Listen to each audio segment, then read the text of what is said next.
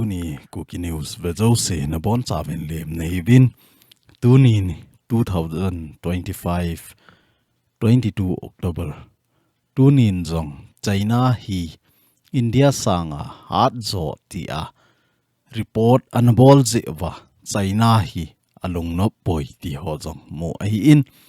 India sanga China sanga India aha zo theina ipi alampi umam ti ahi nasata China media hon zong demna sangta bolvi ti hi ihet thim na divin ga sai huitin aji chu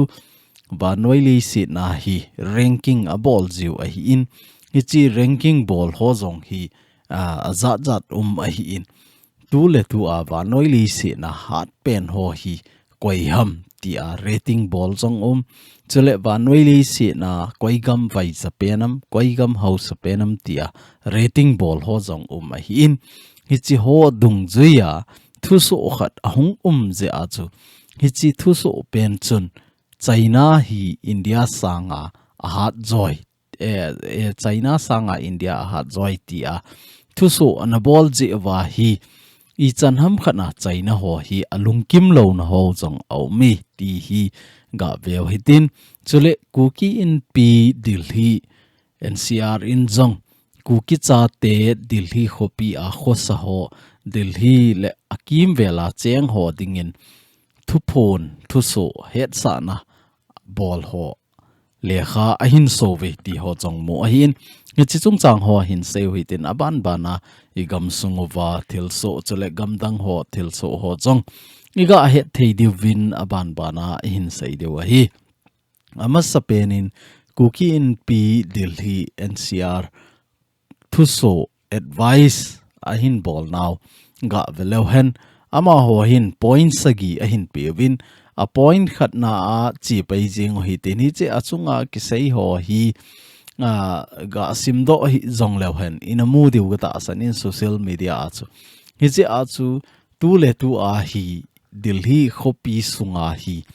gal in nei wa patna hi mi tampi Delhi khopi zona simlai hi hen a hi lo le business hi hen aza chom choma ngita chu Delhi khopi hin zone jong hi masanga sanga tammo mo ngai tai na ji chu igam sunguwa ni le cha ki hin so na thei thil ha sa a hi pha na hi mi tampi hin ni le cha ki hin so thei na ding in ko chop thei na ding a hi Delhi khopi a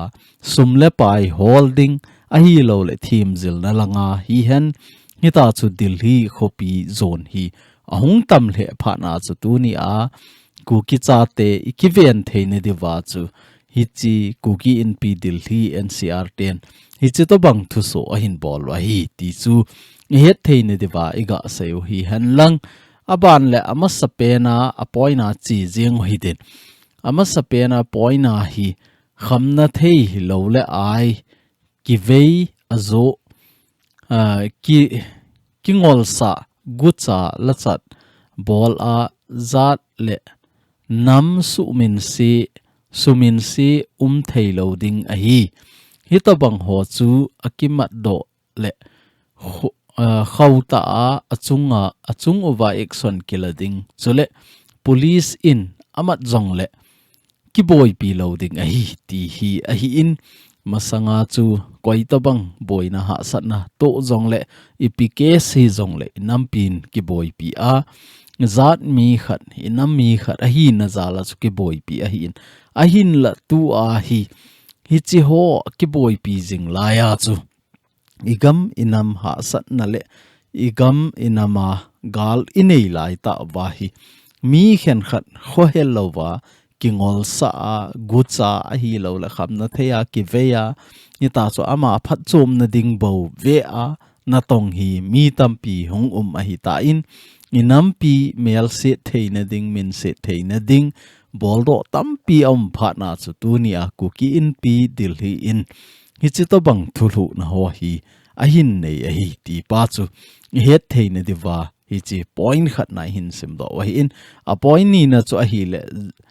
zolenal a investment bol a mihim chave mihim chawai milhem chawai tina hin scammer ho na ki seina a hi in mi zo hlepma sumle pai government scheme hi chi a hi lo le hi chi vai sum deposit na bolai le hi zat na moding hi ti ami hliam ho ki seina a hi in government dan to ki to lova na tong adi a scam call center a na tong nam sumin se thei loading a hi to bang na tong ho hi to bang na tong a police case nei kha a le ki boy pi loading a hi ti a hi in masanga inamin sit na ho hi hung sang le jeng a hi tain call center a scam bola mi zo thapma sum la pi a mi nei mi nga hita chu zole na la ki pe ya sumne gu jong hi tampi a hi ta in hi chi ho hi koi ta bang ahung kha a Delhi le akim vela aimi chenga inam su min sit na thei ding le police dan to government dan to ki to lova chon ho hi police in ahin mat kha a hi jong le tua pat na hi Kuki in pi hi han Kuki in pi Delhi he han a hi lo le KSO hi jong le ki boy pi ta loading inam pin ki boy pi ta loading hi ti pa chu het sa na ahin bolu a hi in athum na a hi le ami changa sumbat le tham a hom pe ho nakichi thei diu a hi izi inam ti le sum hom hon boina na to ole Kuki in pi Delhi KWD KSOD ki kum loading a hi ti chu mi khen khat sum homa ita chu sum thoya sum hom ho jong a hi in hi chi ho jong na ki chi thei de wa hi ATM khana boina na to le hi chi sum hom hon jong na ho pe nova Kuki in pi Kuki student a hi lo la Kuki woman ti ho I ma cha her sa na lova nang ma daya na ki bol a hi ji chun hi chi jong hi ki boy pi lo ding hi ti na hi in ali na a chu a hi le nunga gol hang cheng khom living together na ade a zat dang nam dang kol le vai ho tha chimit dia ei gong u igal mi ti chu he jing ovin mai le ho saina hi in ho to ki pol khom a khosa ho nasata a chi thei ding a hi hitabang chondan khandan hoilo hin ni khat le nang le na in sung mi te na za chan khom pi ho dia zoom le za ahin po lut thei nam sumin se thei a hi koi hi le zat le nam sumin se chu mi pi thet hiding a hi ti a hi in hi chi hi het thei ne diwa chu tu nai cha jong chu het dewa hi in ta chanu khat e ho nam sunga numei khat jong hitima a chu agol hang pan ana thana ho jong in a het so ke wa hi in hi chi chung changa KSO Delhi hon jong pan ala wa candle lighting ho jong ana bol a hi in hi chi ho a ko na hi masanga pa na thu ana ki sei a hi in a hin la koiman in a zui lo je wa inam sunga gen thei ha sana itu teng le inam pibum pin ki tho a hi ja chu hi chi ho jong hi e bol lo diu email ma ho a hi lo le za dang nam dang to chen khom ti ho jong hi I bol ta lo diu ATM khat na alo thei lo wa I chen khom mo wa hi jong le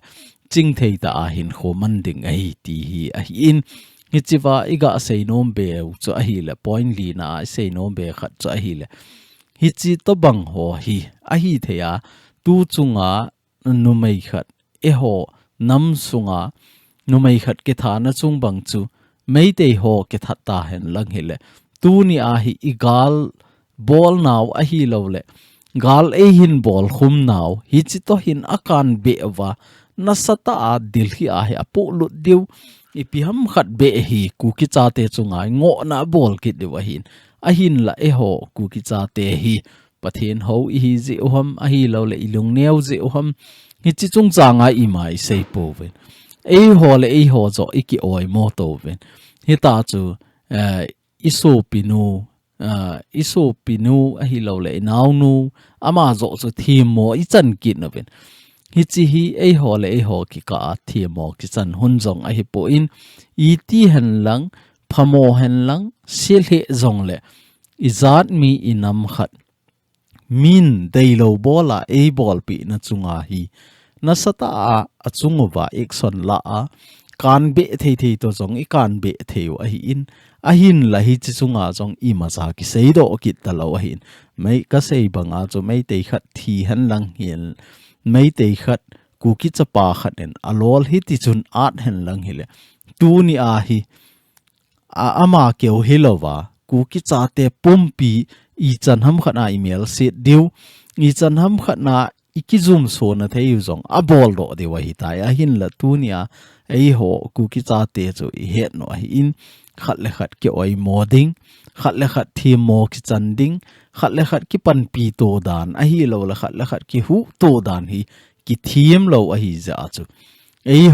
ho ki oi mo to vin hi ta chu za na numei za chom ho gam za dang nam dang ho to ki post na ho po za na hin thi thang ven hi che ho sanga hi narrative choma ki pe han lang mei te khanen ku ki ta chanu khat athat nin hi chi to banga hi vet daw hi in hi je acho atuma ki VAIPO na ding separate administration ki thu mai ku ki cha te hoilai mo na umo jong leng mấy tê ho khut na ko na hi ka hui dam ta po ve ke ho dam na ding om poi ti la nga zo chu ki sei hen lang le I chan ham khana government en jong alung a gel ding ka ta sanin a hin la hi chi chu bol mala a ei ho zo ki zum so vin nu mei adang ho jong oi mo na cha chom I bol vin nu mei khen khat in jong eng tat ki na ke ka thu a hi ka nei ka thu a hi ti to bang ho zat video hin bol kit no ven a hi la mai te ho dinga chu chan soi ta tu a hi a thu ala I ma cha am lowa ki chai da na hi do ki ra hi tain hi ja chu kan nam mi te ho ina to naw I kal son naw I thil bol na ho vai ching thei ta le ngai inam a dinga thil phachum I bol do thei ni dewa I lungu I gelo angai ti hi ka ga sei be no min tin anga na a chu a hi le nampi boy na to kisai a kailedon hi hen mi pi ki phin na peaceful mass rally extra ahung ki gon teng le mi zo si tom ngai ta a pan ila chi diwin tep tem HIUVE ti a hi in he ho ku ki cha te hi gamle nam ka ngai lui hi chi ka HIUVE ti wa ikamova a hi lo le social media za chom a hi na sata pan ila jiu e ho le ho ki dem na hi ha ta pan ila cha hi wanga ilam kai ho hin inam pi a dinga thilpha chom a hin ngai to wa nammi pi ten hi chiwa hi ding kho mo hitin hi chiwai pan la kho mo hi ti ni ting le hin koi ma cha mel mu ding ji lo a hi ni je a chu tu chunga ku ki in pi dil hi hon jong hi chi point hi a hin jaw sao hi dinga gin mo hi in aji chu e ho hi igam inama dinga panla gamle nam ngai lungen gamle nama dinga hi azat seingam ngen hi ven a hin la igam inama dinga hi panla ta ding ki ti ting le hin koi ma cha ki mel mu ji lo a hi za chu dunia ku ki in pi delhi in jong hi chi point hi a hin jaw sa wa tom ngai ta a ilam kai hovin peaceful rally a hi lo le sit in protest ti ho igam le na ma dinga hi chi bolding hi chi vai ki su khom ding a hi e ti tiang le hin e bon chawa pan ila khom de wa hi ti zong hi her sa na hin bol kin ven he a gup na hi a hi le dil hi le akim vel a khosa ku ki cha te zo si KID KSOD membership ikila chi div a hi koi to bang membership kila ding na sa lova boy na ha sa na to umle KID KWD KSOD in ki boy pi loading a hi membership lanom hon KWD KSOD Lamkai ho to kiza mana la jing the hi ti hi het sa na hin bol win hi chi hi gal in nei ti lwa pa na gam choma ho zong nasata thuso anaki bol khum hi in hoi lai gam hi zong le thim zel na a chi naw hi hen a hi lo le business a chi naw hi hen inna to na a gam danga naw hi zong le na chi wa hi kiloi khom na ho a hi register ki bol de wa hi itiam khana wang set gen the I to wa hi zong le ki tho pi na abailam theina dinga chu hi chiwa hi register ki bol wa inam lamkai ho ta ki het to jing de wa hi hoi lai muna zong lew hen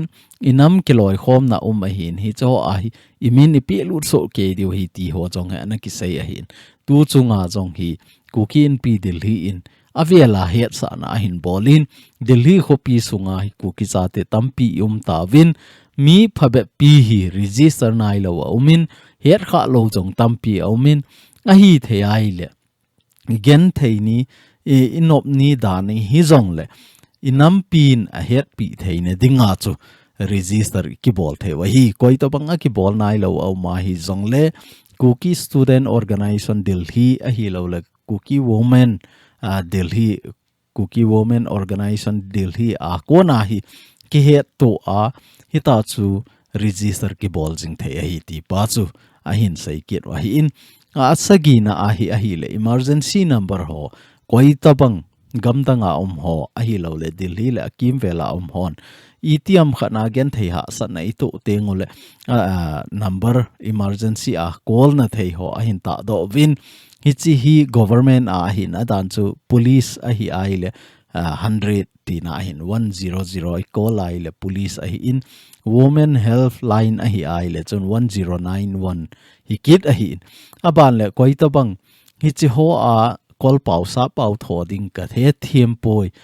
ka sei thei poi ti vai le case o lamkai ho ham Kuki women lamkai ho ham a hi lo le Kuki in pi lamkai ho number hi phone vai ki sep mo wa eta cho gen theya sa nai to tengole I call wa I ki het to jing de wa hi ti pa chu I chi wa hi a point sagina a hin phone do wa hi ti pa chu ni ga sei the wa in tin hi chi chan chu tu nia Kuki in pi dil hi in thu phone a hin nei na chunga neu cha iga ki het sa hin tin chule Delhi a kanami te ho KSO lamkai na a KSO Kuki student organization Delhi le NCR lamkai na a phat ma sa jong chu anaki gong a hi na hin la hi chi chu permission anaki mu lo je a cha anaki bol ta po in tu a hi ahung hlung ding 25 October 2025 ni khoteng le hin jantar mantar Delhi a hita chu kiphin na ti chu rally kit ding a hi in separate administration thum na to bang a hi lo le separate administration ka dei ve ti vet sa na hi rally chi dinga hita chu to gon ana kinin hi chi wa jong hi in zo wa jong chu point in sei na la wa chu in sei do ta ven inam pin igam inama dinga hita ki su homa panla dinga hi ti ting le tom ngai ta I hung zau so ke deu ti jong cho na sei ta win hi chi 25 October 2025 ni ho teng jong le hin hi ta chu rally ding a hi ji in Delhi le akim vela cheng ho zo sin hi chi wa hi pan ela so ke deu ti hi her sa na hin bolwin a timing a hi le 2 PM a pana 5 PM chan gay rally ding a hi ti chu ke so Delhi a kona yet sa na unke bol ke re abana TUNI a thil so ho chu imu di wa hi na igam sungo wa melong ho leader pa NSN leader pa ahung na ho chu imu di wa hin cho jong ka velo chun a se pai ho jong free ta ai ta hi full uniform wa lewa koi machan Indian government sanin jang I macha sai thei lo vai chi ta bang thupi ta analam to na ho chu imu di wa hi in alam kai pa jong hi ding jong ding pei ta lo ding zo ta lo wa he ta chu a hi wa nga api na ho khurgama ahung kile na sata min o ma hi in mi pi jong hi vet na hi le hi za pi hi melong ho jong ham ti nga ma hi tamu a hi in a stadium keu hilova a polang pe pe zong hi medium set jing a hi hi chi to banga ki lung to ta pan a hin la wa hi le chun ei ho nam sung to iga te ka ting le liner om ji in azi chu e ho gam sunga hi igam inama ding in ki ho na khat ne yu hi ti hongu vin ti zong le a tam pe na mi za thumwal ki kisu to ngai lo hi na hin la tu ni a hi chiwa a leader pau a hung na mai me ya hi mi hi zat pi a hung kisu to hi ivet na hi le thang sit a me katino me nei hi ze a chu e ho nam sung zong ki hol phau hi tin Lamkai khat ikitun dewahi Lamkai inelo ahi tuni chan ge a Kuki Chaten separate administration is samova ipen le wang wahi igam inam sunga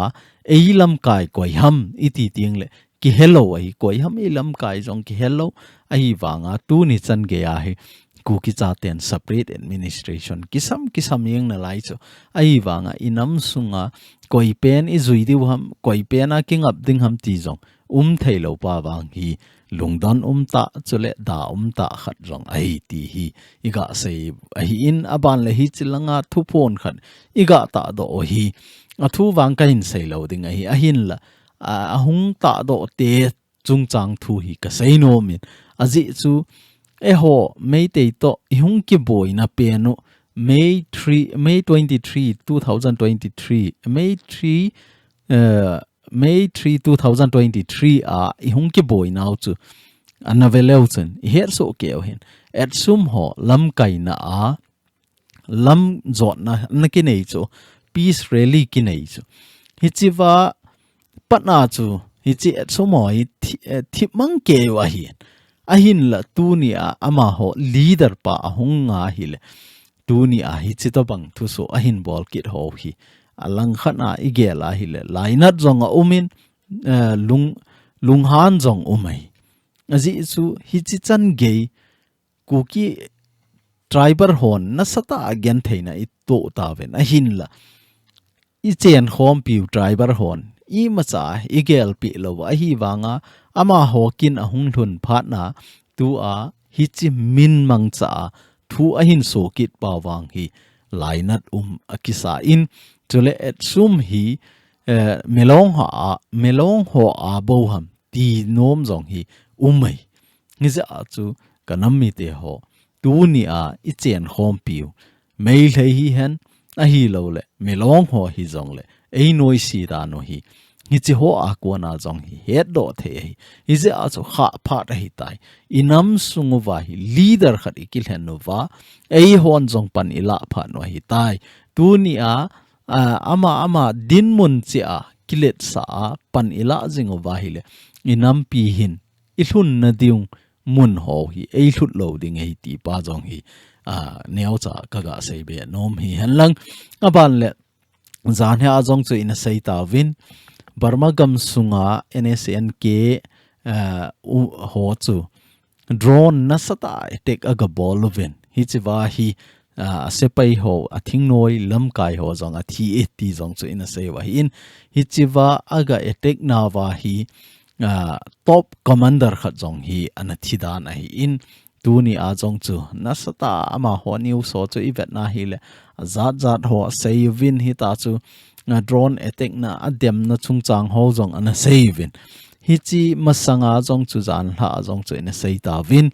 hi chi attack anaki bol masanga chu NSN ke ho to hin alpha ho hi anaki tho homuwa hi ta chu Assam rifle ho kem khat hi attack ana bol wa hi ni ja chu Indian government in hi che ho hi ki mo hla ta lo ding hi ta ki vet li mai me ya hi le amoi na phat chenga inoi si ve ti to banga chu action a hin la pan wa hi ta in Burma gam sunga ho zong ni ta chu attack aga bol wa hi ta in hi chi iga het theini diu khat ga sei kit le Pakistan ten I chanham khana hin su boy jang la Pakistan gam sunga galeng lut na strike a ball the wa hi na hin la tu le tu Burma gam sung hi ga veleu chun tu le tu hi gam dang in zat ball jong le a government le ami pi ki to lo lai ta hi in koi man gam dang hon jong anom no ba ball the lai ta hi hi za chu Indian government in jong pan ala hi ta chu straight a ball hi in hi chi chu ti ta lova jong tu ni a jong chu ki kap to na kin in alpha ai ho hi khat athat ki novi ti ho jong hi mu a hi in adang chengwang hi anazam do vin akitong kha a hi lo la thi adang ho wang ak sei po in hi jong le mi khat a thi wang hi hi chi confirm a hi adang chengwang chu anazam mangman ta ve ti a chu arunachal gamsunga ki ka to na report neu cha iga bol thei gi hin tin aban le tu hin China ho lungkim lo na WDMMA ho thuso ji a China ho tu a hi lungkim lo a hi ve ti ho jong hi mu a hi in hi chi chu ipibola China ho hi lungkim lo ham hi chi WDMM ho DMMA ho chunga hi ipibola ama ho report pi na chunga hi China ho lungkim lo ham ti ga he thein divin hil che na neu cha ga bol hi tin hi chi wa hi ga ve lo chun WDMMA ho hin report a bol wa hi chi wa ama hon report a bol cha hi le air power air force langa power hi avet nova hi le hi chi ama ho record dung juya chu lease a hin bol do cha first second third ti a country dung juya hi a hin bol wa hi le tu le tu a hi India hi athum chan na hong pang chu athum chan na hong panga China hi ali chan na apang hi so ize a chu China ho hi alung kim po vi ti azi chu tu le tu a hi vanoi le si na agam hat na langa hi event nai le USA Russia aban le China hi ta chu India ti a hi hong ke gol su a hin la air force bo hi a hin vet ting le China sanga hi India ha joy ti pa hi ama hon report a hin bol hi so iza chu tu a hi PLA air force ho hi nasata a ama ho report na chunga hi along kimpo we ti chui chiwa jong hi ga velo cha global time kiti pa hi China ho news a hi in China ho media a hi in ama hon a seina wa jong hi anoi langa isim su be be a hi le China ho hi hichi report na ko na India sanga hat mo zo a ki sei wa nga hi India in ATM khatna anoi si a hi le nga China in a power ta chu kivet sa ding ei ti ho chan ge jong hi a sei wa hi in hi jong le tu a report dan dung zia chu China hi India sanga air force langa hi aniam zo e ti a hi report mo hi ichiwa hi a report hoita aga velo hen global ti chu vanoi le si na power ranking a ball now 2025 ma WDMMA hon hita chu report a hin ball na dungjui vai ga velo chon hi chi vai top 10 chan a hi in hi chilanga hi top 11 a pat na top 20 chan a hi in a hi la akhat na a hi ama hon report a ball chu koiham te a hi USA ho a hi in ani na azong hi USA a hi in athum na a hi Russia ho a hi in ali na azong hi US a hi in anga na zong hi US mama a hi in a gup na a hi le India ho a hin la a country dung zuya chu isima hi le chun hi chi zong hi America hi chi zong America hi chi zong America hi chong America hi a hi le chun Russia hi ani na a hi ta in a country dung zuya chu athum na azong chu India hi kit a hi ali na a chu China hi ta chu a point ho zong hi ga velo chun ama ho point calculate dana hi event na hi le chun India hi 69.4 a hi in China hi 63.8 a hlut sa o chu hi za a chu China hi rank sagina hu a hi wanga country hi sa ma chu ibola hi le chun ali na a hung pangzo hi ta chu a hin la US ho ga tet pha na ding hi event na hi le chun na samo mo ama ho ai zani le som li le ni lang a hin hi ta chu event na hi zong la po ama ho ai sang mo mong a hi le hi chilai la a hi top 10 a pang a som na a hi France a hi in abana Israel a hin Israel zong hi top 9 a pang a hin Japan ho top 8 a hin a hi le top tu a China ho alung kim lo ba na wa zong hi Pakistan ho ga velo han Pakistan ho ai tin na langa pang chu a hi le ki dang ta kha chu tu chunga military pack ho sign a bolo a hi lo le Pakistan in missile ho pi dinga sign an a ball pi chu ko hem tele Saudi ho hi chu Saudi Arabian ho hi a hi wanga tu a hi Air Force langa hi event na hi le Pakistan hon akit ho pi got pau hi ama ho sanga chong sang zo ki cho ama ho 17 ama ho 18 a pango ni chi to bang a hi na hin la hi che ho hi min avet dan le ama ho study dan dung zuya so aseo hi in a hin la hi chi report China hon amu wa ko na hi I chan ham khana lung hang ve ti pa chu het theine dewa a hil chet na iga bolo hin tin hi chi chan chu TUNI Kuki news a gam za chom chom ho a hi lo le report za chom chom ho hil chet na le mi pin kanam mi te hon het theine dewa iga phon theu hi chi chan chu in tin TUNI Kuki news in ve a hin ngai ho zo si na chung che win ka ki pa in bon cha wen pathinin phat thein bo jing taw han